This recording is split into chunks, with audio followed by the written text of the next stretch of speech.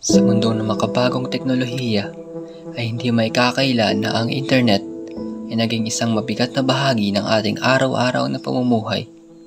Mula sa mga maliliit na bagay na dapat ay libangan at pampalipas oras lang, nagsisimula ang isang malaking kalbaryo.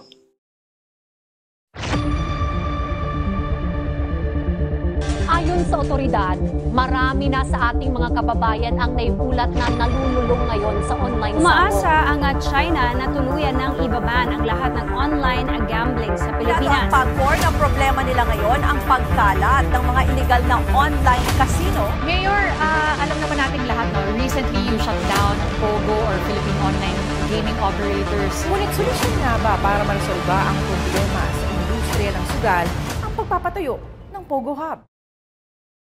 Sobrang pagsisisi dahil ang dami na wala. Paano nga ba na ang isang munting libangan ay maaaring maging ugat ng malaking problema?